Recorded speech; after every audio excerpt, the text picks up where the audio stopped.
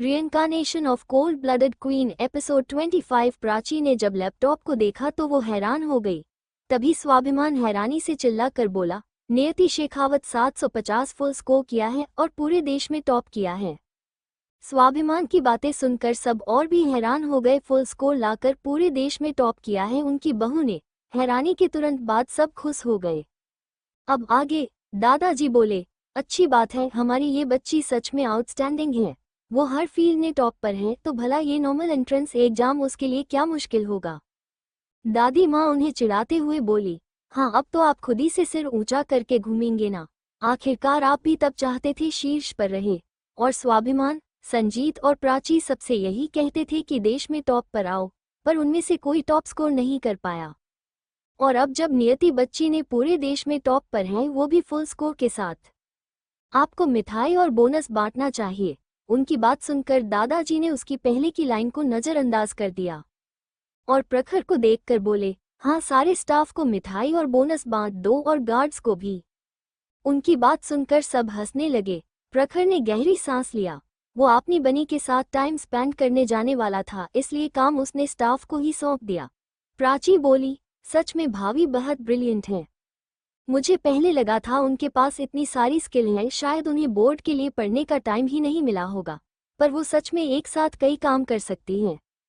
अजीत जी प्रखर को देखकर बोले, तुम्हें बच्ची के लिए पार्टी देने चाहिए। उसने टॉप किया है, देखो पूरे देश में हमारी बहू के जैसा कोई नहीं है।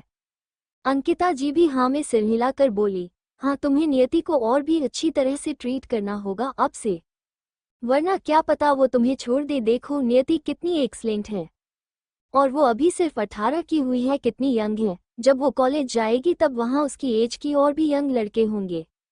और नियति बहुत खूबसूरत और आउटस्टैंडिंग है। लड़के उसकी दिल जीतने की कोशिश करेंगे, तब तुम क्या करोगे? अगर किसी ने अपनी आफत से नियति की दिल चुरा लिया तो क्या होगा? क्या तुम्हें फिर कभी नियति जैसी इतनी टैलेंटेड और खूबसूरत लड़की मिलेगी? खुद को देखो, 29 साल के होने वाले हो 1 महीने के बाद, और आपने रूम में रखे उस टीन के रॉबर्ट की तरह हमेशा रॉबर्ट बनकर रहते हो। क्या इस तरह से तुम एफर्ट्स कर रहे हो? देखना कोई जरूर नियति को एक दिन तुमसे चुरा लेगा, इसलिए अभी से नियति बच्ची को और भी अच्छी तरह से ट्रीट करना शुरू कर दो। उनकी बात सुन मार प्रखर ने सिर हिला दिया और बोला, आप चिंता मत कीजिए, मेरी बनी कोई ऐसी वैसी लड़की नहीं है जिसे कोई भी एफर्ट्स करके अट्रैक्ट कर ले। क्या आप मेरी बनी की आइडेंटिटी नहीं जानती हो? कौन सी चीज़ मेरी बनी को अट्रैक्ट कर सकती है? ना तो पैसा, ना पावर, ना तो बैकग्राउंड। क्या आपको लगता है मेरी बनी को इन सब की परवाह होगी? कोई लड़का मेरी बनी के लिए मुझसे अच्छा कभी नहीं ही सकता, और मेरी बनी मेरे सिवा किसी भी लड़के को नहीं चुनेगी। वो उन्हें मारकर अपनी जानवरों के आगे डाल देगी। आप इतना शेर कैसे हो भाई? स्वाभिमान ने पूछा। उसे अपने भाई की बात पर पूरा भरोसा नहीं था। प्रखर आंखें छोटी करके उसे घूरते हुए बोला, तो क्या मैं तुम पर भरोसा करूं? स्वाभिमान जल्दी से सिर हिलाकर बोला, नहीं भाई, मैं तो बस ऐसे ही पूछ रहा था। तभी सुकांत जी बोले, भाभी ने जो कहा सही है प्रखर बेटा, तुम्हें नियति को पाने के लिए और भी एफर्ट्स करनी चाहिए। ऐसा बैठ मत जाना सिर्फ इसलिए कि अब तुम दोनों की सगाई हो चुकी है। सगाई टूटती भी है और शादी भी बाद में टूट जाती है, डाइवोर्स हो जाती है, पर मेरे डिक्शनरी में ये सब नहीं है। मिस्टर प्रखर रायजादा हमेशा के लिए मेरे हैं और मैं उनकी हूँ। कोई तीसरा इंसान हमारे रिश्ते में नहीं आ सकता। सबकी कानों में एक लड़की की आवाज़ पड़ी जो कि नियति की थी। सबने देखा तो कियान के हाथ में इस वक्त फ़ोन था और उसने नियति की नंबर डायल कर दिया था, और नियति ने शायद फ़ोन उठाकर सुकांत जी की बात को सुन लिया था। वही प्रखर की होंठों पर स्माइल आ गया था। उसने अपने बेटे को देखा। उसका बेटा उसकी बनी के लिए उसके साथ फाइट जरूर करता था, पर जब कोई और उसके डैड को कुछ कहे ये उसके बेटे से बर्दाश्त नहीं होता था। अब जब सबने कहा कि उसकी मम्मी डैड को छोड़ किसी और के साथ आ जाएगी, तो उसे बर्दाश्त नहीं हुआ। शायद उसने इसी बारे में पूछने या शिकायत करने के लिए फ़ोन कर दिया होगा। प्रखर ने फ़ोन ले लिया और बोला, ये इस बनी में सिर्फ तुम्हारा हूँ और तुम सिर्फ मेरी। हमारे बीच कोई भी तीसरा इंसान कभी नहीं आ सकता। उसकी बात सुनकर नियति की होंठों पर छोटी सी स्माइल आ गई। जो उसका बुरा मूड था वो शांत हो गया। वो बोली, आना भी नहीं चाहिए मिस्टर रायजादा, क्योंकि मैं आपको किसी के साथ शेयर नहीं करने वाली हूँ, इसलिए be careful. I love you बनी। प्रखर ने सबके सामने कहा नियति को शांत करते हुए, जिससे सब हंस दिए। वही सारिका की दिल तो मानो टुकड़ों में टूट रही थी। Love you too mister Raizada, Niyati हकलाते हुए बोली। जैसे ये वर्ड कितना मुश्किल से उसकी मुंह से निकला हो, जिस वजह से प्रखर को भी हंसी आ रही थी। तभी कियान ने फोन ले लिया और बोली, mummy I love you mummy, dad से ज्यादा मैं आपसे प्यार करता हूँ। उसकी बात सुनकर नियति की होंठों पर स्माइल थी। लव यू टू बेटा। फिर नियति को कहीं जाना था तो उसने फोन रख दिया। कियान ने फोन रख के सबको देखा और बोला, सुन लिया आप सब ने, मम्मी मुझे और डैड दोनों को ही छोड़कर कहीं नहीं जाएगी। इतना कहकर उसने घमंड से फोन को अपने डैड को दे दिया और गुस्से से बोला, मेरी मम्मी और डैड को कोई अलग नहीं कर सकता। फिर मन ही मन बोला, क्योंकि मेरी मम्मी सिर्फ मेरी है। उसे इतने गुस्से में देखकर सबने हाँ में सिर हिला दिया। उनका और कुछ ना कहना ही बेहतर था, वरना ये छोटा शैतान फिर से गुस्सा हो जाएगा। वहीं दूसरी तरफ नियति इस वक्त नीचे थी और उसके चारों भाई उसकी तारीफ कर रहे थे। नियति की दोनों भाई अरमान और अरहान वहां आ गए थे। प्रमीत भी आना चाहता था पर आज उसे कुछ कोर्ट में काम था, इसलिए वो नहीं आ पाया। वहीं नियति की तारीफ होता देख रूही सबसे ज्यादा नाखुश थी। वो नफरत से भर गई थी। क्यों नियति टॉपर क्यों है? क्यों सब उसकी तारीफ कर रहे हैं? अगर ये सब नियति के बदले उसे बहन मानते और प्यार करते तो कितना अच्छा होता। तभी जय बोला, अरहान भाई हम तीनों ने प्लान किया था, हम नियति की रिजल्ट आने की और उसकी देश में टॉप करने की खुशी में पार्टी देंगे। क्यों ना आप दोनों भी हमारे साथ चलो और प्रमीत भाई को भी बुला लो, वो भी हमें वहीं पर ज्वाइन कर लेंगे। उसकी बात सुनकर अरहान ने कुछ सोचा और बोला, ये तो अच्छा आइडिया है, वैसे भी हमारी प्रिंसेस तो हमेशा बिजी रहती थी, इसलिए उसकी हर अचीवमेंट पर हम 3 सालों में सिर्फ गिफ्ट ही भेजा है, कभी हम सब ने मिलकर ठीक से सेलिब्रेट नहीं किया है। तभी अरमान कुछ सोचते हुए बोला, भाई क्यों ना आज हम सब नियति की दोस्तों को बुलाए और नियति की प्राइवेट याच पर पार्टी करें। उसकी बात सुनकर जय हैरानी से बोला, मेरी प्रिंसेस के पास एक प्राइवेट याच भी है? अरहान ने सिर हिला दिया और बोला, उसके पास 3 शिप हैं और वो तीनों ही सबसे बेस्ट हैं और सबसे हाई प्राइस की हैं। उसकी बात सुनकर आदित्य एक्साइटेड हो गया और बोला, मैं पहले कभी याच पार्टी में नहीं गया। नियति के पास कौन सी याच है? वो दुनिया की सबसे लग्जूरियस सीप है जो सबसे कॉस्टली से ताइरान है, जो कि 9 बिलियन की है, और एक है जिसे नियति ने बाद में नॉर्मल शिपिंग के लिए लैंड के लिए खरीदा था, वो 3 बिलियन की है, और एक दादाजी ने नियति को पिछली बार बर्थडे में गिफ्ट किया था, वो 5 बिलियन की है। उसकी बात सुनकर चारों भाई हैरान रह गए। दादा दादी को छोड़कर घर वाले भी सब हैरान थे। रूही और नेहा अर्जित तो सदमे में थे। मतलब नियति के पास 11 बिलियन की सिर्फ याच है, इससे ज्यादा हैरान वो कैसे हो सकते थे? कोई सिर्फ प्राइवेट याच में इतना कैसे कच कर सकता है? एक कंपनी की टर्नओवर से ज्यादा पैसे की याच को नियति ने अपने पास रखा था। रूही इस वक्त बहुत जलन महसूस कर रही थी। क्यों नियति के पास इतना सब कुछ क्यों है? उसकी क्या हक है कि वो इतनी अच्छी लाइफ जिए? बचपन की तरह नियति को दयनीय होना चाहिए था और कमजोर होकर सबकी डांट और मार खाना चाहिए था। वो इतनी अच्छी कैसे हो गई? वो बचपन वाली नियति को देखना चाहती थी, जो हर तरफ से उससे कमतर थी, चाहे परिवार की प्यार के मामले में हो या अपनी हर पसंद की चीजों को लेने के मामले में। वो हमेशा नियति से आगे थी। उसकी मोम डैड भाई सब उसे प्रिंसेस की तरह ट्रीट करते थे और नियति को इग्नोर कर देते थे। नियति जब रोती थी तब रूही को बहा अच्छा लगता था। वो किसी भी कीमत पर नियति को किसी का प्यार मिलते हुए नहीं देखना चाहती थी। जब उसे पता चला कि नियति आ रही है तो उसे लगा वो फिर से नियति के साथ खेल सकती है। पर अब देखो, नियति की तो नहीं पर उसकी जरूर हर दिन किसी ना किसी तरीके से जय और नियति आदित्य ज्यादा बेइज्जत कर रहे थे। और उसकी मोम डैड जो उसे इतना प्यार करते थे वो भी अभी थोड़ा बदलने लगे थे। नियति को सभी भाई मिलकर पार्टी के लिए मना रहे थे। नियति ने गहरी सांस लिया और मान गई तो जय बोला, लिटिल सिस्टर क्यों ना तुम अपनी फ्रेंड सुमन को बुला लो। नियति ने अपने भाई आंखें छोटी करके देखा और बोली, ठीक है।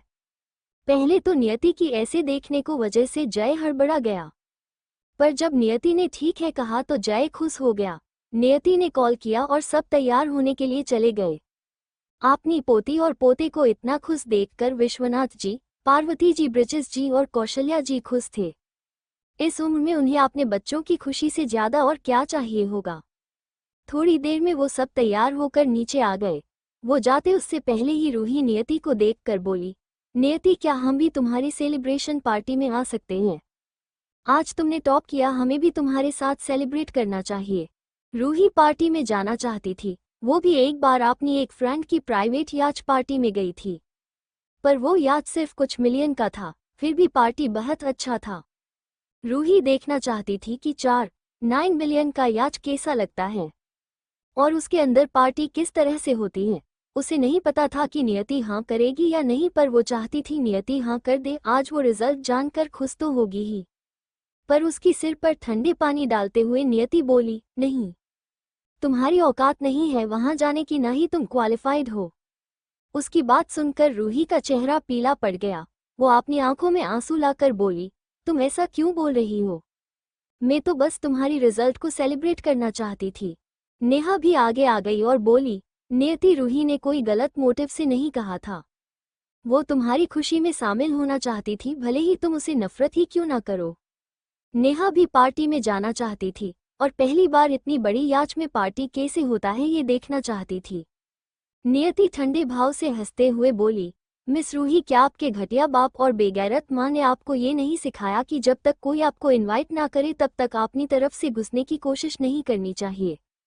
नियति बस करो, क्या तुम हमेशा ऐसे ही कठोर रहोगी? सीखा जी बोली। उन्हें अपने लिए बेगैरत औरत सुनना बर्दाश्त नहीं हुआ। तभी विपुल जी शांत होकर बोले, नियति तुम जाओ, एंजॉय करो, रूही नहीं जाएगी, पर क्या तुम प्लीज प्रॉपर तरीके से बिहेव कर सकती हो? उन्हें भी घटिया बाप सुनना बुरा लगा। उन्होंने सीखा जी को भी आगे कुछ बोलने से रोक दिया।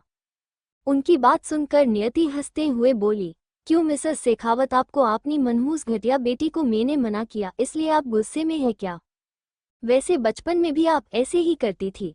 आई मीन अपनी गटर छाप बेटी की हर अचीवमेंट पर उसके लिए पार्टी रखना, बाहर फैमिली की सेलिब्रेट करना, चाहे आपकी सुअर जैसी बेटी कितनी भी घटिया क्यों ना हो। क्या तब आपको याद था कि घर की एक और बेटी भी है? तब आपकी बेटी की अचीवमेंट की बकवास सेलिब्रेशन में आप मुझे घर में बंद करके नहीं चले जाते थे।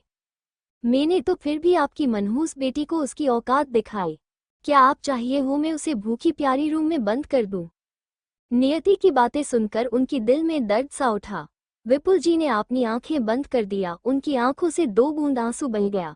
सीखा जी की भी आंखों से आंसू बह गया, पर वो कहना चाहती थी कि उन्होंने नियति को रूही को पार्टी में ना ले जाने के वजह से नहीं टोका, बल्कि उन्हें उसकी मुंह से अपने लिए बेगैरत औरत सुनना बर्दाश्त नहीं हुआ। पर वो कुछ नहीं बोल पाई। उन्हें याद आ रहा था कि कैसे जब भी रूही क्लास में अच्छा मार्क लाती थी वो सब उसकी तारीफ करते थे। विपुल जी उसके लिए गिफ्ट ले थे और जो भी उसे चाहिए उसे देते थे, और वो खुद रूही की सारी फेवरेट फूड बनाती थी ताकि रूही खुश हो जाए और अच्छा कर सके।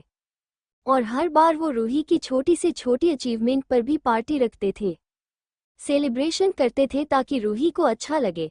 पर नियति का क्या, वो तो बच्ची थी, पर वो कभी उसे अपने साथ लेकर नहीं जाते थे।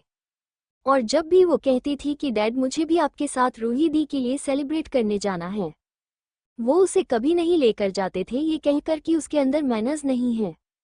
नियति तब बच्ची थी, समझ नहीं पाती थी और कभी कभी रोने लगती थी। हर बच्चा अपने पेरेंट्स और भाई बहन से प्यार चाहता है और उनके साथ वक्त बिताना चाहता है। नियति भी बच्ची थी, पर विजय जी सीखा जी की नज़रों के तो डे से नियति बिगड़ैल बच्ची थी जो हर बात पर जिद करने लग जाती थी, इसलिए वो उसे घर पर छोड़कर चेक जाते थे और कई बार वो नियति को रूम में बंद करके चले जाते थे।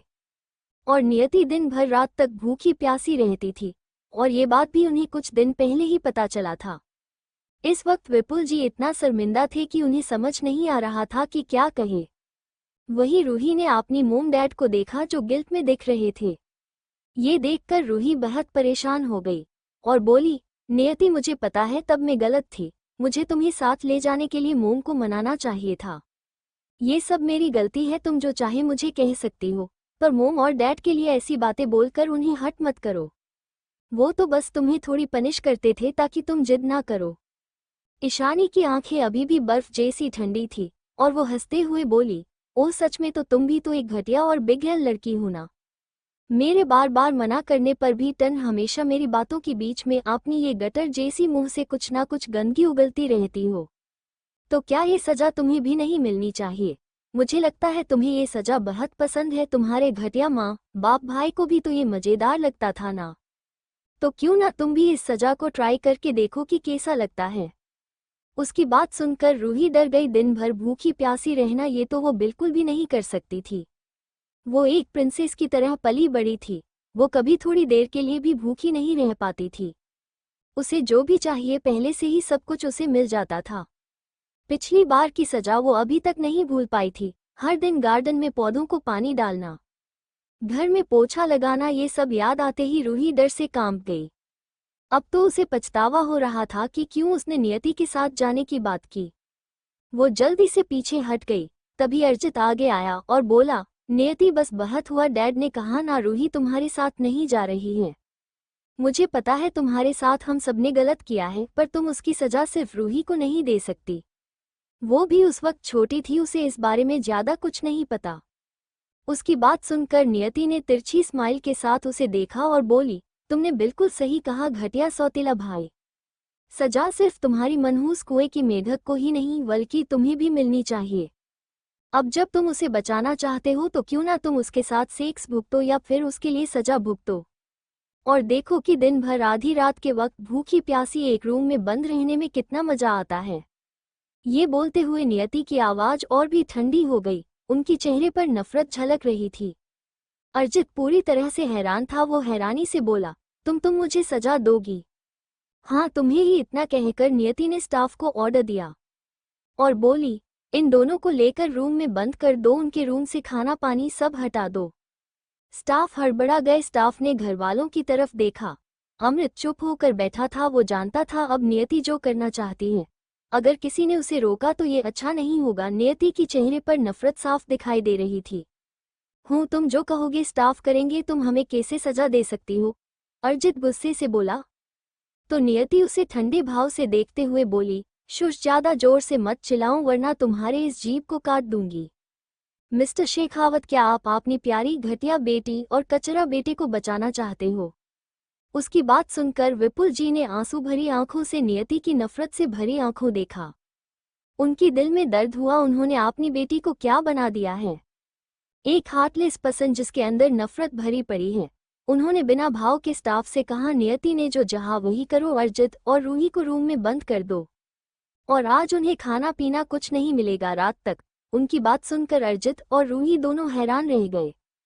उनके डैड ये क्या कह रहे हैं? क्या उनका दिमाग खराब हो गया है? अभी रात तक वो कैसे भूखे प्यासे एक रूम में बंद रहेंगे?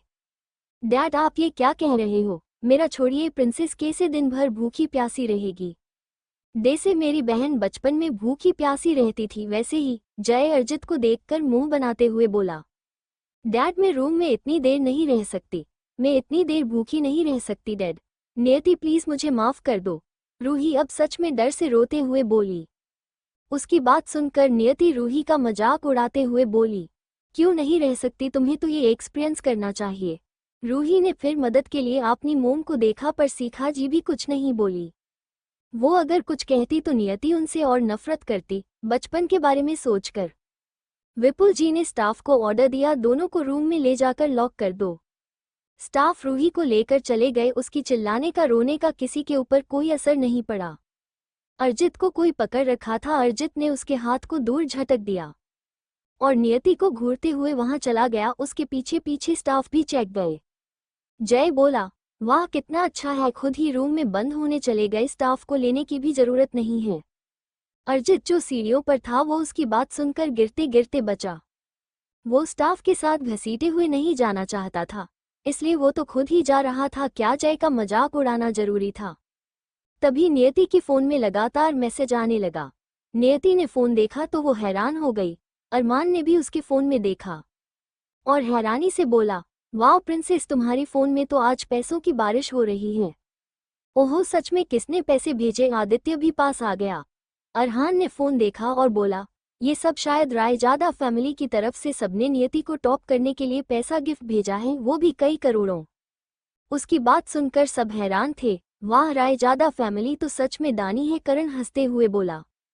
चलो चलते हैं, अरहान बोला। तो सबने हाँ में सिर हिला दिया और नियति के साथ बाहर चले गए। नेहा जो कोने में खड़ी थी उसे इस वक्त बहुत जलन हो रही थी। वो आज कुछ नहीं बोली क्योंकि रूही के साथ वो सजा नहीं भुगतना चाहती थी। पर उसे समझ नहीं आ रहा था नियति ने बस टॉप स्कोर किया है, इसके लिए करोड़ों देने की क्या जरूरत है। ये बात वो अभी रूही को बताना चाहती थी, पर रूही तो रूम में बंद होगी, पर फोन तो होगा ना।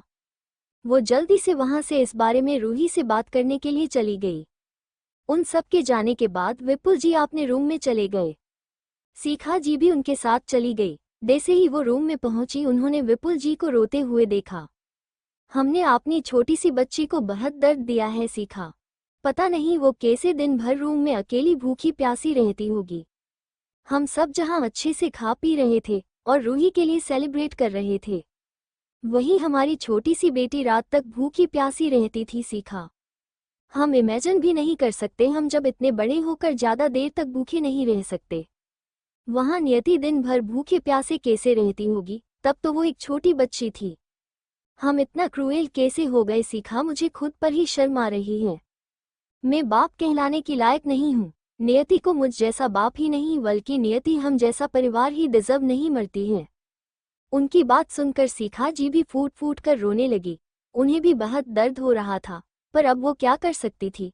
वो पूरी तरह से अब तीनों बच्चों को छोड़कर अगर नियति को प्यार करने की दावा करेगी तो ये भी पूरी तरह से झूठ होगा, और नियति को तो उनका प्यार चाहिए भी नहीं। सीखा जी ने विपुल जी को देखा और बोली, अगर हम उस वक्त रूही के जितना ही प्यार नियति को देते क्या अब हमारी बेटी ऐसी होती। सीखा जी का दिल थोड़ा कड़वा हो गया था। उन्हें रह रहकर नियति की कई बातें याद आ रही थी कि उन्होंने खुद ही अपनी जिंदगी बर्बाद की है और तीनों बच्चों की नेनी बनकर रह गई है। विपुल जी ने सीखा जी को देखा और बोले, हाँ इसमें हम सब की गलती है, पर हम अब क्या कर सकते हैं। वहीं दूसरी तरफ रायजादा मेंशन में प्रखर और कियान तैयार होकर बाहर आए।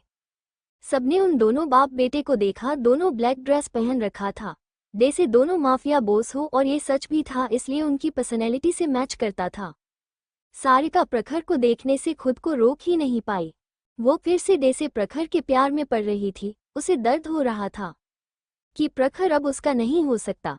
तभी कियान ने चिल्ली मसाला पाउडर का डिब्बा उठा लिया जो अभी स्वाभिमान पॉपकॉर्न में डालकर खा रहा था, और बोला, मेरे डैड को देखते रहो और मैं इसे तुम्हारी आंखों में डाल दूंगा ताकि तुम्हारी आंखों में से सारी गंदगी निकल जाए।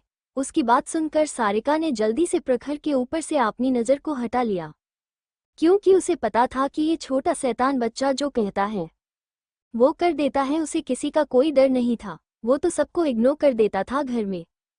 तभी प्राची बोली, तुम कहाँ जा रहे हो भाई के साथ छोटा डॉन।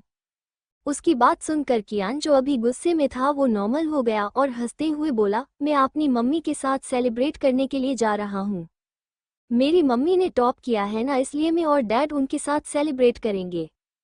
उसकी बात सुनकर स्वाभिमान जल्दी से बोला, कहाँ, कौन सी क्लब में, जल्दी बताओ भाई कियान, हम सब भी आपके साथ भावी की टॉप करने की खुशी में सेलिब्रेट करने जाएंगे। ये कोई क्लब नहीं है, मेरी मम्मी के पास प्राइवेट याच है, क्रूज शिप, वो भी सबसे बड़ा वाला। हम वहीं पार्टी करने जा रहे हैं। ये सुनकर सब अबाक रह गए। सच में वो एक याच पर पार्टी करने जा रहे थे। जल्दी उन्होंने खुद को संभाल लिया। उनके पास भी 2 याच था जो दुनिया की सबसे बेस्ट याच था। एक प्रखर का पर्सनल याच था और एक उनका खुद का याच था। बढ़िया, अगर मेरी बहू को याच में पार्टी करना पसंद है तो मैं उसके लिए कल एक याच ऑर्डर करके गिफ्ट करूंगा। वो टॉप जो आए हैं, अजीत जी हंसते हुए बोले। तो प्रखर बोला, ऑर्डर करने से पहले मेरी बनी को पूछ लीजिए, क्योंकि उसके पास ऑलरेडी 3 प्राइवेट याच हैं। वो अभी भी फोन में देख रहा था, पर बाकी सबका तो होश उड़ने वाला था। सारिका तो सदमे में थी, ही भगवान, इस लड़की के पास कितना पैसा है आखिर। तभी कियान बोला, मैं मम्मी को कॉल करके पूछता हूँ कि आप आ सकते हो या नहीं। कियान ने अपने फ़ोन से अपनी मम्मी को कॉल किया। प्राची सोच रही थी क्या आज वो जाएगी तो फिर से प्रमीत जी को देख पाएगी। वो नहीं जानती थी क्यों, पर उसका दिल बार बार प्रमित को देखने को कर रहा था। शायद वो प्रमित को सिर्फ पसंद ही नहीं बल्कि पहली नज़र में प्यार करने लगी थी। पर प्राची ने पहली बार प्रमित को शेखावत मेंशन में नहीं बल्कि मैगजीन में देखा था। वो इंडिया की सबसे बेस्ट लॉयर था और एक लॉ फर्म को मैनेज करता था।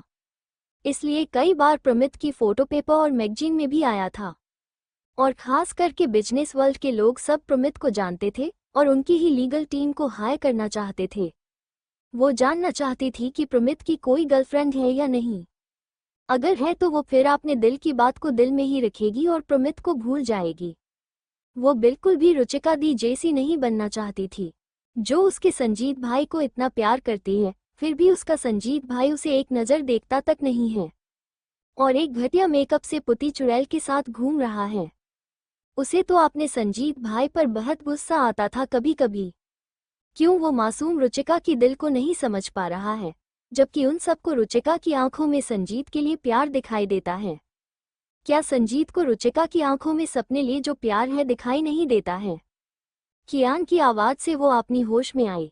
कियान हाथ हिलाकर अपनी मम्मी से बात कर रहा था, फिर फ़ोन रखकर घमंड से बोला, ठीक है क्योंकि मैंने कहा इसलिए मम्मी मान गई है और आप सब भी हमारे साथ आ सकते हो और मम्मी ने कहा है कि रुचिका आंटी और राशि आंटी भी आ सकती हैं।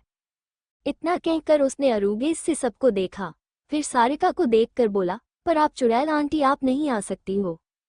उसकी बात सुनकर सारिका को इतना गुस्सा आया कि उसका मन किया कि वो इस बच्चे को 2 थापड़ लगा दे। इतना बदतमीज बच्चा प्रखर का कैसे हो सकता है, पर सवाल था कि क्या वो कियान को हाथ भी लगा सकता था। गुस्से में उसने मुठिया कस लिया और झूठी मुस्कान लिए बोली, मैं नहीं जाऊंगी कियान, फिक्र मत करो, आज मेरी शूटिंग है। ये आपके लिए ही अच्छा है, वैसे भी अगर आप वहां आएगी और बेवकूफ़ों की तरह मेरे डैड को दिखेंगी तो मेरी मम्मी नाराज हो जाएगी। फिर मेरी मम्मी आपको गुस्से में मारकर मछलियों को खाने के लिए समुंदर में फेंक देगी। उसकी बात सुनकर सारिका गुस्से से आग बबूला हो रही थी। अब तो वो चुप रह रही थी और प्रखर को इम्प्रेस करने की अभी कोशिश भी नहीं कर रही थी। फिर ये बच्चा सबके सामने इस तरह से उसकी बेइज्जती क्यों कर रहा है? जितना उसे मुश्किल हो रहा था उतना ही वो अब ज़्यादा प्रखर को पाना चाहती थी। वहीं कियान की बात सुनकर स्वाभिमान और प्राची खुश हो गए थे और सब अपने रूम में तैयार होने के लिए चले गए। थोड़ी देर में वो सब तैयार होकर वहां से निकल गए। वहीं दूसरी तरफ नियति और बाकी सब भी पोर्ट में पहुंच गए थे।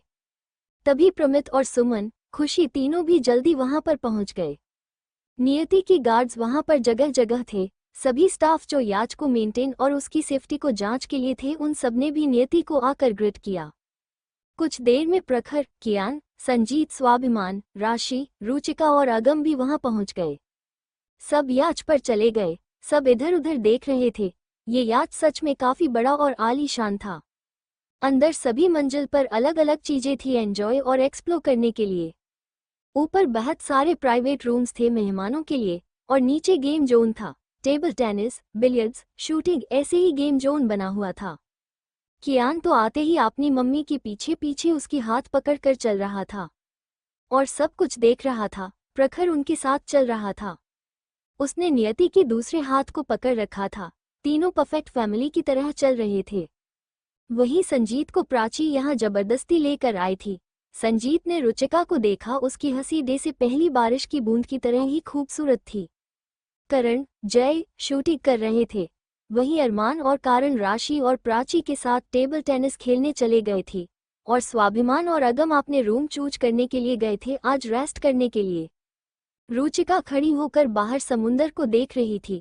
अनजाने में ही संजीत ने अपने कदम रुचिका की तरफ बढ़ा दिया। जैसे ही वो रुचिका के पास पहुंचा, रुचिका ने साइड में संजीत को देखा।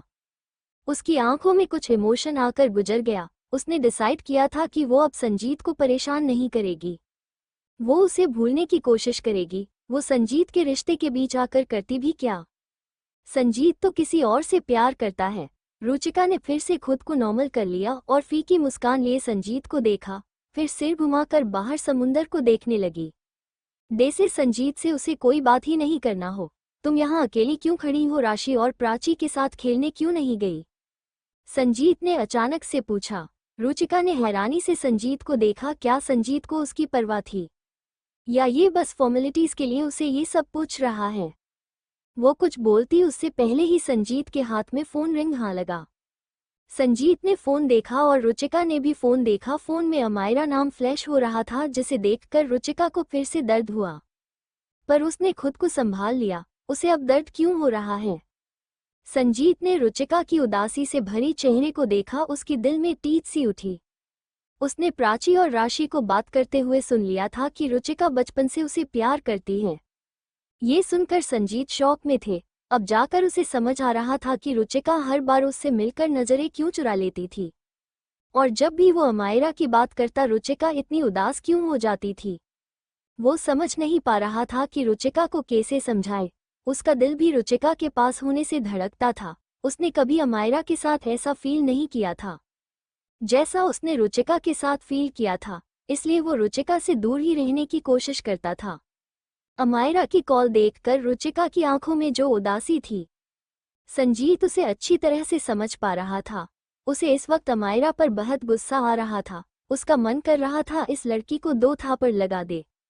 जब से उसने अमायरा की कार्ड को ब्लॉक किया था, अमायरा हर दिन उसे कार्ड के बारे में पूछने के लिए कॉल करती थी और रोती रहती थी कि आज कैसे उसके पास पैसा नहीं था, इसलिए उसके सभी दोस्तों ने उसका मजाक उड़ाया।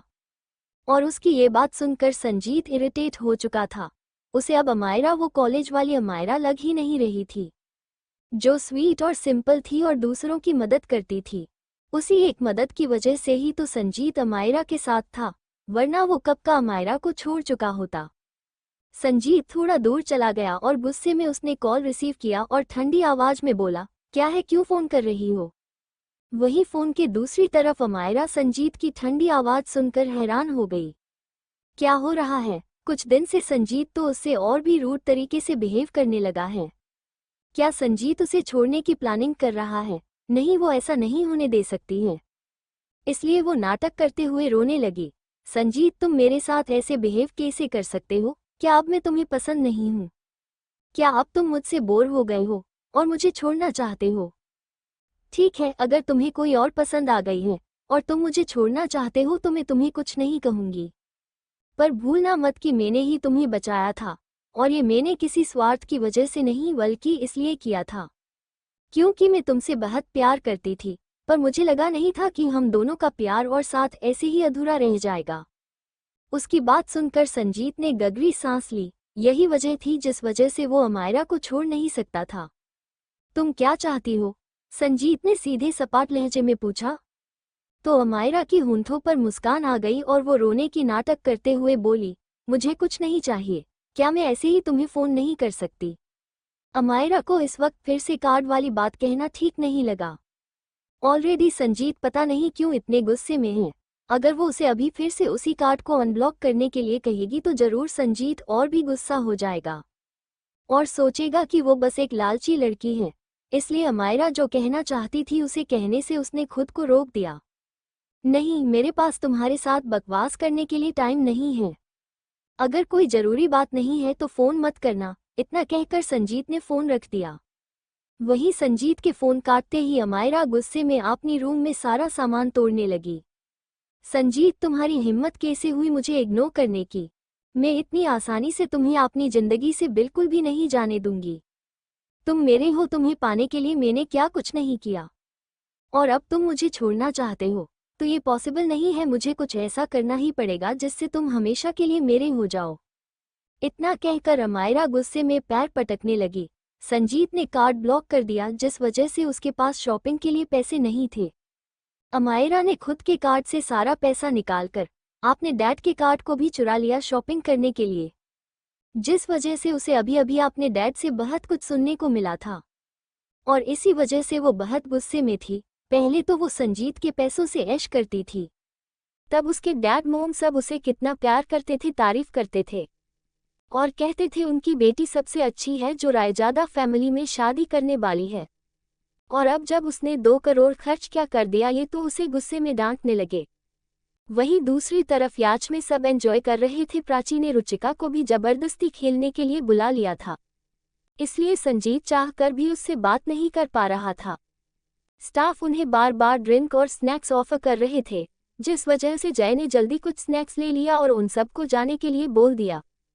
प्राची तो बार बार खेलते हुए संजीत को देख रही थी, जो दूर बैठकर अपने लैपटॉप में काम कर रहा था। प्रमित को भी प्राची की नज़र खुद पर महसूस हो रहा था। उसे थोड़ा अजीब लग रहा था। क्या ये लड़की सच में उसे पसंद करती है जो उसे इस तरह से देख रही है? अरहान जो उसके पास बैठकर गेम खेल रहा था, वो धीरे से बोला, भाई लगता है प्रिंसेस की होने वाली नंद को आपसे सच में प्यार हो गया है। उस दिन भी और पार्टी में भी वो आपको देख रही थी, और आज भी जब से आए हैं आपको देख रही हैं। उसकी बात सुनकर संजीत ने उसे घूर कर देखा और बोला, आपने ये बकवास बंद कर। फिर भी उसकी दिल की धड़कन बढ़ गई थी, क्या सच में प्राची उसे पसंद करती है? तभी दो स्टाफ सर्फबोर्ड लेकर बाहर आए, उनके पीछे प्रखर, नियति और कियान आ रहे थे। अरहान खुशी से बोला, प्रिंसेस क्या तुम सर्फिंग करने जा रही हो? अरहान खुशी से बोला, प्रिंसेस क्या तुम सर्फिंग करने जा रही हो? नियति ने हाँ में सिर हिला दिया। कियान भी उनके साथ शायद सर्फिंग का मजा लेने जा रहा था। स्वाभिमान हैरानी से बोला, भाभी क्या आपको सर्फिंग आती है, या आप किसी प्रोफेशनल की हेल्प लेने वाली हो? स्वाभिमान भी सर्फिंग करना चाहता था पर उसे सर्फिंग नहीं आता था। अरमान उसके पास आकर हंसते हुए बोला, मेरी बहन उन बेकार सर्फिंग मास्टर्स से भी ज्यादा बेहतर है। उसके जैसा सर्फिंग तो कम से कम मैंने आज तक किसी और को करते नहीं देखा है। उसकी बात सुनकर अगम जो पीछे आ रहा था वो भी बहुत एक्साइटेड हो गया और नियति की तरफ भागा और एक्साइटेड होकर बोला, क्या आप मुझे भी सर्फिंग करना सिखा सकती हो? उसकी बात सुनकर प्रखर उसके सामने आ गया और नियति को अपनी बाहों में भर लिया और गुस्से से बोला, जाओ किसी और सीखो, मेरी बनी कोई कोच नहीं है। कियान ने भी गुस्से से अगम को देखा और बोला, मेरी मम्मी सिर्फ मुझे सिखा सकती है, बाकी कोई उनसे नहीं सीख सकता। उन दोनों बाप बेटे को नियति के लिए इतना पजेसिव देखकर अगम पीछे हट गया। ऐसा क्यों लग रहा था जैसे वो कोई मूवी का बड़ा विलेन हो जो हीरोइन को परेशान कर रहा हो और उसके हस्बैंड और बेटा उसे बचाने आए हो। ठीक है, मुझे पता है आप दोनों पोसेसिव हो। मैं एक प्रोफेशनल कोच ढूंढ लूंगा और उसे मुझे सिखाने के लिए कहूंगा। इतना कहकर वो मुंह बनाकर पीछे चला गया ताकि ये प्रखर भाई और कियान मिलकर कहीं उसे पीट ना दे। वहीं बाकी सब उन्हें सर्फिंग करते हुए देखने के लिए आ गए थे। सब एक्साइटेड थे पर उनकी सर्फिंग करने की हिम्मत नहीं थी। खास करके रुचिका, उसे तो इतनी बड़ी लहर में लोगों को सर्फिंग करते हुए देखकर ही डर लगता था। वहीं प्राची एक छोटी बच्ची की तरह खुश हो गई थी। वो डे से ही अपने भाई और भाभी को सर्फिंग करते हुए देखने के लिए आगे भागी। वो प्रमित से टकरा गई।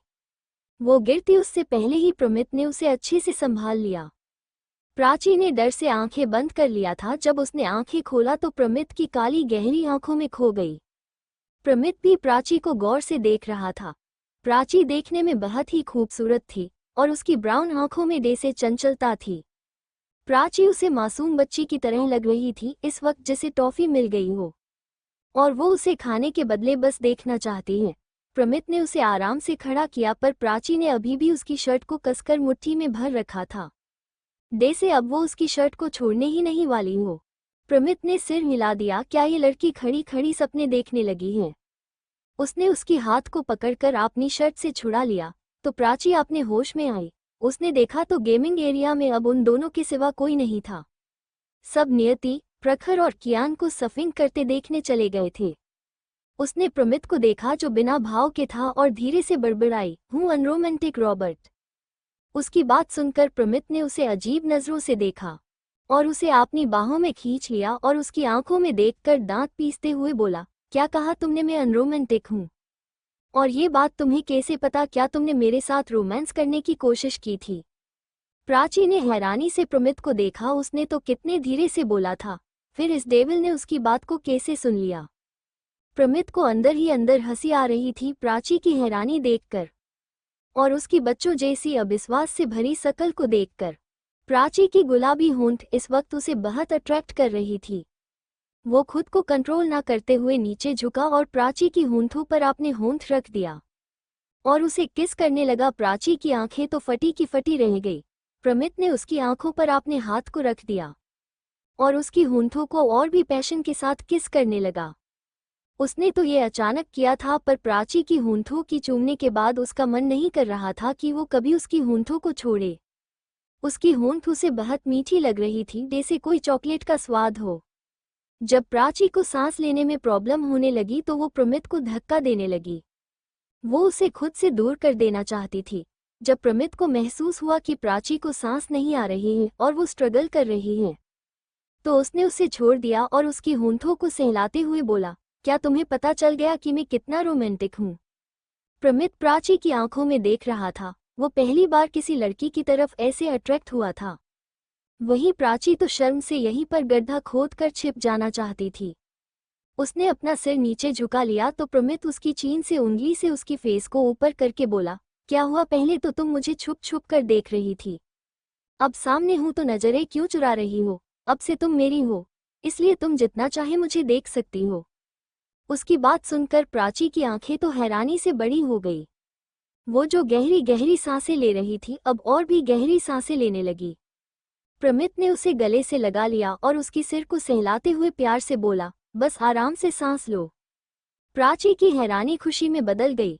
प्रमित जी ने उसे किस किया? क्या इसका मतलब ये है कि वो भी उससे प्यार करते हैं?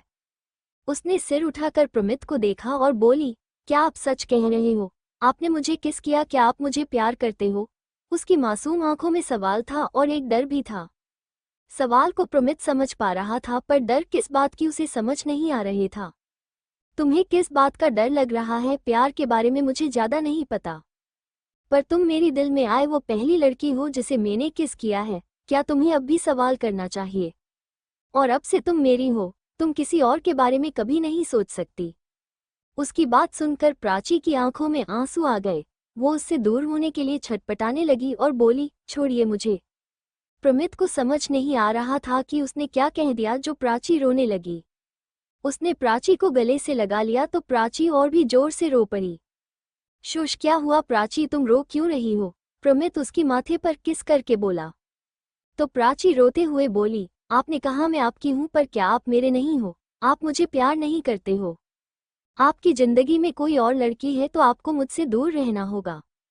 प्रमित हैरान और असमंजस में था। इस लड़की ने क्या गलत समझ लिया? मेरी कोई गर्लफ्रेंड नहीं है, ना ही मुझे चाहिए, क्योंकि अब से तुम मेरी गर्लफ्रेंड हो। और प्यार कैसे जाहिर करना है मुझे नहीं पता। उसकी बात सुनकर प्राची ने उसे देखा और बोली, सच में आप मुझे कभी धोखा तो नहीं देंगे ना? प्रमित ने गंभीर भाव से सिर हिलाया और बोला, एक बार तुम मेरी हो गई फिर ना तुम्हें मुझे छोड़ने की इजाजत है ना मुझे तुम्हें छोड़ने की इजाजत है। प्राची उसकी गले लग गई। उसे जो डर था कि प्रमित की कोई गर्लफ्रेंड होगी अब उसकी वो डर भी चला गया था। वहां अब कोई नहीं था, इसलिए प्रमित बोला, चलो चलते हैं, तुम्हें सफिंग देखना था ना? प्राची ने हाँ में सिर हिला दिया और दोनों वहां से चले गए। पर जब वो बाहर पहुंचने वाले थे प्राची प्रमित से आगे चली गई और जाकर राशि और रुचिका के पास खड़ी हो गई। उसकी गाल अभी भी शर्म से लाल था और खुशी तो उसकी फेस पर ही झलक रही थी। उसका प्यार उसे मिल गया था। ये उसके लिए किसी जंग जीतने वाली बात थी। वो अभी खुशी से डांस करना चाहती थी, पर सबके सामने वो ऐसा नहीं कर सकती थी। दोनों अलग अलग आए इसलिए किसी को कोई डाउट भी नहीं हुआ। पर राशि और रुचिका थोड़ी क्यूरियस हो गई कि इन दोनों के बीच क्या हुआ जो प्राची इतना खुश लग रही है, क्योंकि उन्हें पता था कि प्राची प्रमित को पसंद करती है। पर उन्होंने बाद में पूछने के बारे में सोचा और कुछ नहीं बोली। सबकी नज़र लहरों में सफिंग करते हुए प्रखर नियति पर थी। नियति ने अपने गोद में कियान को पकड़ रखा था और कियान खुशी से मम्मी और तेज ये मजेदार है चिल्ला रहे था। स्वाभिमान बोला, कमाल है, बड़े बड़े ऑफिंग मास्टर भी अकेले में शर्फिंग करने से डर जाते हैं, पर भाभी तो कियान को गोद में लेकर शॉपिंग कर रही है। यश ने हाँ में सिर हिला दिया और बोला, हाँ सही कहा, मैंने भी पहले कभी किसी को ऐसा करते नहीं देखा। थोड़ी देर बाद वो शर्फिक कर शिप पर आ गए तो कुछ प्रोफेशनल के साथ स्वाभिमान और अगम भी शॉपिंग करने चले गए। प्रखर, नियति और कियान तीनों चेंज करने चले गए क्योंकि तीनों भीग गए थे। रूम में जाते ही प्रखर ने चेंज किया, कियान को दूसरे रूम में छोड़ दिया और नियति की रूम में चला गया। नियति रूम को लॉक करना भूल गई थी। प्रखर जब अंदर आया तो वो तो नियति को देखता ही रह गया, क्योंकि नियति इस वक्त बस एक टॉवल में उसके सामने खड़ी थी। प्रखर का तो गला सूखने लगा था। आप यहाँ क्या कर रहे हैं? बाहर जाइए, मैं बात लेकर चेंज करने जा रही हूँ, नियति हैरानी और शर्म से बोली। प्रखर जैसे जैसे उसके पास आ रहा था उसकी दिल की धड़कन बढ़ रही थी। प्रखर ने जल्दी से उसे कमर से पकड़कर उसे अपने करीब खींच लिया और नीचे झुककर उसकी कानों में मदहोशी भरी आवाज में बोला, तुम इस वक्त बहुत हॉट लग रही हो बनी, मन कर रहा है अभी तुम्हें पूरा खा जाऊं। नियति ने प्रखर की चेस्ट पर एंड हाथ को रख लिया और उसे दूर करने की कोशिश करते हुए बोली, मुझे चेंज करना है, बाहर जाइए। मुझे क्यों जाना चाहिए, तुम मेरी हो और ये सब भी मेरा है। इतना कहकर उसने नियति की सीने पर हाथ रख के धीरे से प्रेस किया। नियति की बॉडी में डे से सिहरन सी दौड़ गई। वो अब इस इंसान से दूर ही रहना चाहती थी, वरना ये उसे पागल कर देगा। प्रखर ने जल्दी से नियति की होंठों पर अपने होंठ को रख दिया और उसे किस करने लगा। वो उसकी होंठों को कभी स्मूच कर रहा था तो कभी वो उसकी होंठों को धीरे धीरे सक कर रहा था, डे से नियति की होंठ कोई कैंडी हो। प्रखर के हाथ अभी भी नियति की उभारों को सहला रहे थे। धीरे धीरे उसके हाथ नियति की सीने से कमर तक, फिर उसकी सॉफ्टनेस तक पहुंच गए। डे से ही प्रखर ने नियति की सॉफ्टनेस को धीरे से टच किया। नियति को ऐसा लगा डे से उसकी बॉडी में करंट दौड़ गया हो। डे से ही वो नियति की टॉवल को हटाने वाला था। नियति ने उसके हाथ को रोक दिया। उसने गहरी सांस लेते हुए प्रखर को देखा। प्रखर का एक हाथ अभी भी उसकी सॉफ्टनेस पर था और प्रखर नियति को महसूस करके और भी गर्म हो रहा था। उसकी आंखें हल्की सुनहरे होने लगे थे। डे से उसका बॉडी, दिल, दिमाग सब अभी नियति को ही पाना चाहती हो। बस कीजिए मिस्टर राय, ज्यादा ये बेशर्मी, आपको शर्म आनी चाहिए। अब जैद मुझे चेंज करना है, नियति बोली और उसने प्रखर को शर्म से देखा तो प्रखर उसे सहलाते हुए बोला, शर्म कैसी बनी, मैं तुम्हारा हूँ और तुम मेरी। ये सब कुछ मेरा है तो छुपाने का क्या फायदा। उसने नियति की कान पर बाइट किया तो नियति कुछ बोलती उससे पहले ही प्रखर का फोन रिंग करने लगा। प्रखर ने कॉलर आईडी देखा तो उसका भाव बिगड़ गया। रोमांस के वक्त कोई उसे डिस्टर्ब करे उसे बिल्कुल भी पसंद नहीं था। उसने नियति के माथे पर किस किया और बोला, तुम चेंज कर लो, मैं अभी आता हूँ। नियति चेंज करने चली गई। वहीं प्रखर रूम से बाहर चला गया और उसने कॉल रिसीव किया तो उधर से एक परेशान आवाज आई, प्रखर, निशी कियान को देखने की जाने की जिद कर रही है। मुझे समझ नहीं आ रहा है कि मैं क्या करूं, आखिरकार वो एक माँ है, उसे अपने बच्चे को देखने का दिल करता है, मैं उसे कब तक रोक कर रखूं। अगर वो वहां गई तो क्या तुम उसकी ख्याल रख सकते हो। उसकी बात सुनकर प्रखर ने अपने माथे को रगड़ा और बोला, क्यों, उसे यहाँ आने की क्या जरूरत है, कियान मेरा भी बेटा है, मैं उसे संभाल सकता हूँ। प्रखर की बात सुनकर दूसरी तरफ कॉल पर कुछ देर खामोशी छाई रही और फिर दूसरी तरफ से आवाज आई, तुम अच्छे से जानते हो कि तुम्हारे सिवा अब कोई उसे समझा नहीं सकता, मैं बाद में कॉल करके बात करूंगा। इतना कहकर प्रखर ने फोन रख दिया और अपनी फोनहेड पर टैप करने लगा। वो नहीं चाहता था निशी यहाँ आए। वो आपने और अपनी बनी के बीच इस बार कोई भी गलतफहमी नहीं चाहता था। अपनी बनी को मायूस देखना वो बिल्कुल भी बर्दाश्त नहीं कर सकता था और कियान की मोम को भी वो यूं ही कुछ भी बोलकर रोक नहीं सकता था। प्रखर अच्छी तरह से जानता था कि वो लड़की कितनी जिद्दी है।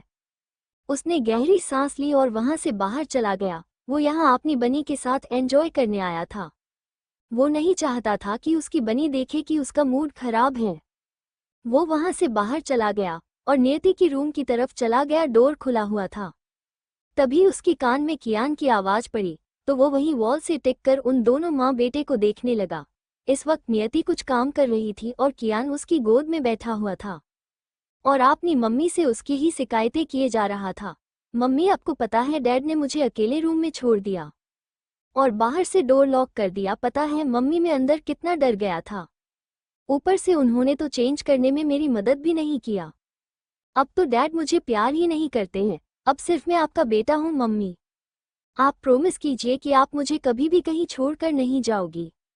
उसकी बात सुनकर नियति के दिल पिघल गया। वो उसे गले लगा कर बोली, मैं तुम्हें छोड़कर नहीं जाऊंगी बच्चा, मम्मी हमेशा तुम्हारे साथ रहेगी। वहीं प्रखर गुस्से से दांत पीसते हुए कियान को घूर रहा था। ये लड़का यहाँ बैठकर कितनी सफाई से झूठ बोल रहा है ताकि उसकी बनी उससे ज्यादा इस पिद्दी से प्यार करे। कियान तो किसी को खुद को चेंज करने में हेल्प नहीं करने देता था। किसी का छूना उसे बर्दाश्त नहीं होता था और उसे वो कहता था कि वो बड़ा हो गया है, उसे किसी की हेल्प की कोई जरूरत नहीं है। इसलिए उसने उसे रूम में छोड़ दिया और उसने तो रूम का डोर बाहर से लॉक भी नहीं किया था। फिर भी ये उसका बेटा यहाँ आकर झूठ बोलकर उसकी बनी को उससे दूर करने की प्लानिंग कर रहा है। वो जल्दी से अंदर गया और गुस्से से कियान को घूरने लगा। उसे इतने गुस्से में खुद को घूरता देखकर पहले तो कियान ने मुंह बना लिया, फिर डरने का नाटक करते हुए नियति की गले में मुंह छुपाकर बोली, मम्मी देखिए डैड मुझे कैसे घूर रहे हैं, क्योंकि मैंने आपको सच बता दिया ना। इतना कहकर उसने तिरछी निगाहों से अपने डैड की तरफ देखा। नियति उसकी सिर को प्यार से सहलाते हुए बोली, आप क्यों कियान को डरा रहे हो? उसकी बात सुनकर प्रखर दांत पीसते हुए बोला, बनी क्या तुम्हें इस पिद्दी की बात सच लगता है? ये बस तुमसे झूठ बोलकर मुझसे दूर करने की कोशिश कर रहा है। नहीं मम्मी, मैं झूठ नहीं बोल रहा हूँ। आपको अपने प्यारे मासूम बेटे पर भरोसा करना होगा मम्मी। कियान भी बोला और प्रखर भी गुस्से में उससे झगड़ा करने लगा। दोनों बाप बेटे को टॉम एंड जेरी की तरह झगड़ा करते देख नियति हैरान थी। वो गहरी सांस लेकर जोर से बोली, ये आप दोनों झगड़ा क्यों कर रहे हो? और मिस्टर रायजादा, आप कोई छोटे बच्चे हो क्या जो बच्चे के साथ झगड़ा कर रहे हो? अगर अभी कोई आपको देखेगा तो उसे विश्वास नहीं होगा कि आप दुनिया की सबसे अमीर इंसान हो। सब आपको एक झगड़ालू इंसान समझेंगे जो एक बच्चे के साथ झगड़ा कर रहा है। आप सही कह रही हो मम्मी, डैड तो मेरे साथ कितना झगड़ा करते हैं। प्रखर ने गुस्से से अपने धोखेबाज बेटे को देखा जो अब झूठ बोलने में माहिर हो गया। वो दोनों और झगड़ा करते उससे पहले ही नियति बोली, बस अब चलिए बाहर चलते हैं, लंच का टाइम हो गया है। प्रखर और कुछ नहीं बोला, उसने नियति की हाथ को पकड़ लिया और दूसरी तरफ से उसकी दूसरी हाथ को कियान ने पकड़ लिया और तीनों बाहर चले गए। बाकी सब भी चेंज करके डाइनिंग एरिया में आ चुके थे। यहाँ नियति ने 4 सेफ रखा था जो दुनिया की टॉप सेफ के आते थे। जब भी नियति यहाँ आती थी या कोई और उसकी फैमिली वाले तो वो सभी सेफ यहाँ आ जाते थे। सब बैठ गए तो स्टाफ ने खाना सर्व करना शुरू कर दिया। प्राची प्रमित के पास बैठी हुई थी, या यूं कहें कि उसने खुद ही उसे अपने पास जबरदस्ती बैठाया था। और ये बात सबको समझ में आ रहा था। सब उन दोनों को नोटिस कर रहे थे। वहीं संजीत रुचिका को देख रहा था जो बाहर से खुश होने का नाटक कर रही थी, पर संजीत समझ गया था कि वो जरूर रूम में जाकर छुप कर रोई है। संजीत के दिल में टीच सी उठी, पर वो कुछ नहीं कर सकता था। वो अमायरा को चाहकर भी नहीं छोड़ सकता था। जिसने उसे जिंदगी दी है वो उसे वादा कर चुका था, वरना वो अभी जाकर रुचिका को गेल से लगा लेता और उसकी दिल की दर्द को अपने अंदर ले लेता। काश पहले रुचिका ने अपनी दिल की बात उसे बता दिया होता तो ये सब कुछ नहीं होता। उसकी जिंदगी में रुचिका होती, अमायरा नहीं। सब आराम से खाना खा रहे थे। वहीं प्रमित ने टेबल के नीचे से प्राची की हाथ को पकड़ रखा था। प्राची चाह कर भी प्रमित की स्ट्रोंग ग्रिप से अपनी हाथ को छुड़ा नहीं पा रही थी।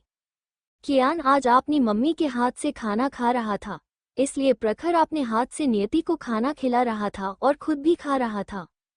उन तीनों के प्यार को देखकर अब तो सबको ऐसा लग रहा था जैसे वो इन तीनों के बीच कबाब में हड्डी हो।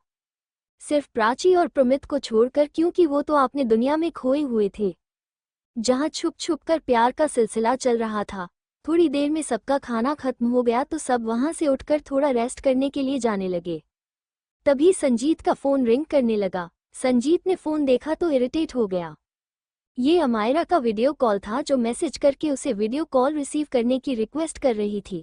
जैसे ही वो उठने वाला था, रुचिका जो टेबल की दूसरी तरफ आ रही थी, उसकी हाथ लगकर संजीत का फोन और साइड में रखा ग्लास दोनों नीचे गिर गया और गलती से वीडियो कॉल रिसीव हो गया। फोन नीचे गिरा था और सामने अमायरा बहुत हॉट ड्रेस में थी जिसमें उसकी क्लीवेज पूरी तरह से शो हो रहा था।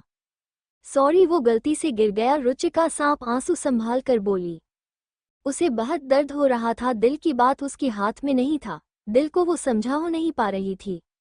जैसे ही वो आगे आए संजीत की फोन को उठाकर उसे देने के लिए, संजीत गुस्से से बोला, क्या तुम्हें दिखाई नहीं दे रहा है? तुम्हें फोन उठाने की जरूरत नहीं है। उसकी गुस्से भरी आवाज सुनकर रुचिका डर से सहम गई और पीछे हट गई। अब वो और अपनी आंसू को रोक नहीं पाई और रोने लगी। उसकी आंखों से आंसू रुकने का नाम ही नहीं ले रहा था। यश ने जल्दी से आगे आकर रुचिका को गले से लगा लिया और बोला, संजीत, तुम मेरी बहन को कैसे डांट सकते हो, वो भी इस छोटी सी गलती के लिए? गलती से उसने तुम्हारे फोन को नीचे गिरा दिया, उसने कुछ भी जानबूझकर नहीं किया। स्वाभिमान, अगम, प्राची और राशि भी वहां आ गए। बाकी सब भी वहीं खड़े थे। चलो यहाँ से। यश रुचिका को लेकर वहां से गुस्से में चला गया। प्राची आगे आकर बोली, भाई आपने क्यों रुचिका को फिर से रुका दिया? आप ऐसा कैसे कर सकते हैं? हर बार, पिछली बार आपकी गर्लफ्रेंड ने उसे रुलाया था और अब आप। इतना कहकर वो भी रुचिका के पीछे चली गई। संजीत तो हैरानी से वहीं खड़ा रह गया। उसने देखा ही नहीं कि अमायरा अभी भी लाइन पर है। और मन ही मन खुश हो रही थी कि चलो अब संजीत मेरे लिए किसी से फाइट कर रहा है। संजीत ने फोन उठाया, उसकी उंगली पर छोटा सा कांच चुभ गया। स्क्रीन पर अमायरा की चेहरे को देखकर संजीत को गुस्सा आ रहा था। अमायरा नाटक करते हुए बोली, बेबी तुमने मेरी वजह से किसी को डांटा, प्लीज ऐसा मत करो, पिछली बार मेरी गलती थी, उसके लिए तुम्हें उस लड़की को डांटना नहीं चाहिए। वैसे मुझे देखकर बताओ कि मैं कैसी लग रही हूँ। वो मोबाइल को दूर रखकर अपनी बॉडी शो करते हुए बोली। उसने एक हॉट सी रेड ड्रेस पहना हुआ था जिसमें वो किसी बार डांसर की तरह लग रही थी। वो बस संजीत को रिझाने के लिए फोन कर रही थी। अपनी हॉटनेस दिखाकर वो फिर से संजीत को काबू करना चाहती थी।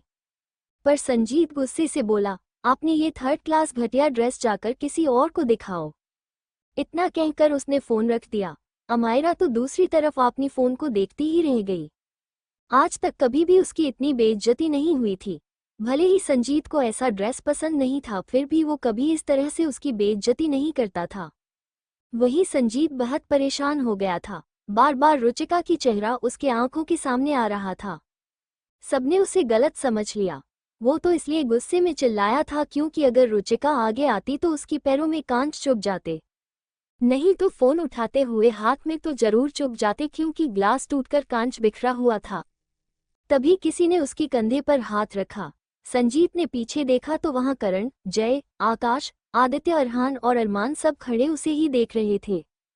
करण ने उसकी कंधे पर हाथ रखा हुआ था और बोला, आप अगर मिस मित्तल को पसंद करते हो तो कह क्यों नहीं देते हो।